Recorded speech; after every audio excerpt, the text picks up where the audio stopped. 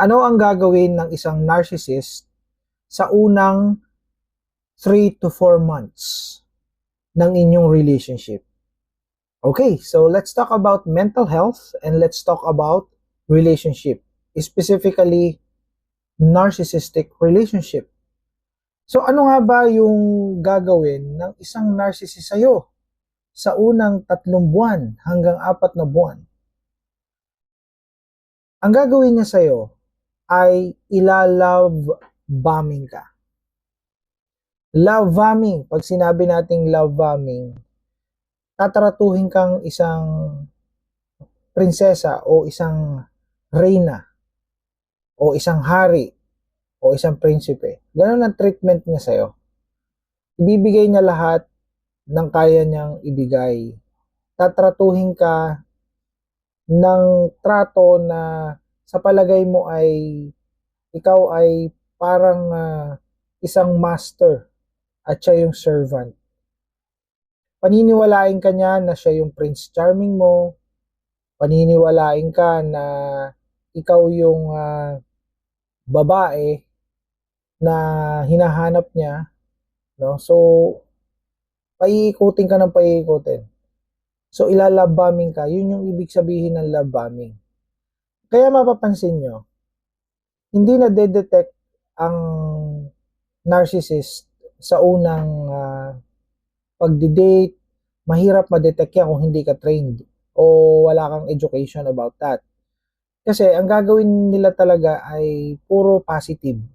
Puro mga pang-aakit, no? Pang-seduce, may kasamang fantasy, parang ano, yung nadali ng fairy tale, ganun.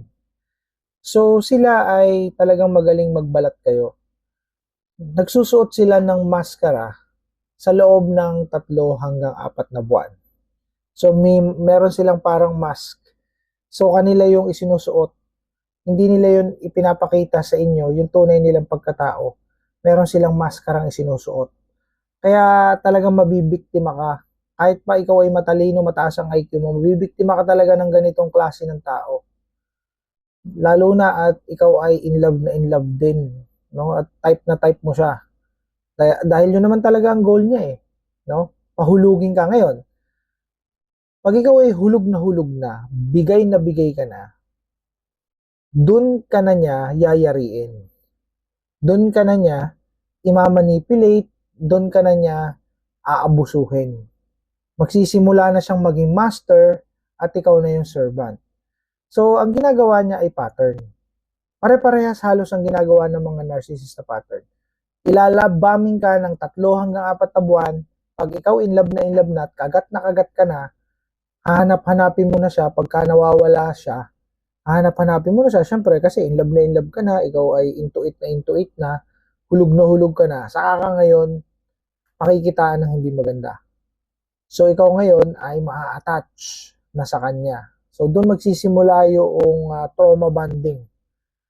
So, parang ang datingan yan ay uutuin ka muna. Pag nauto ka na, yun na, paiikutin ka niya, pasusunodin ka na niya. Doon na magsisimula yung mental abuse, doon na magsisimula ang physical abuse, doon na magsisimula ang verbal abuse, at kung ano-ano pang mga abuse. So, magkakameron ngayon ng tinatawag na master-servant relationship. Siya ang master, ikaw ang servant. Ilalayo ka niya sa iyong kamag-anak, sa iyong pamilya. Ikaw ay kukulong niya sa kanyang hawla, sa kanyang mga kamay, para kang gagawing puppet. So, ganun ang mangyayari sa iyo. Pero sa unang 3 hanggang 4 na buwan, talagang para kang nasa paraiso, na nasa sanctuary ka. Pero after nun, ma-experience mo na hindi pala yon isang paraiso. Hindi pala yon Eden. Yun pala ay hell.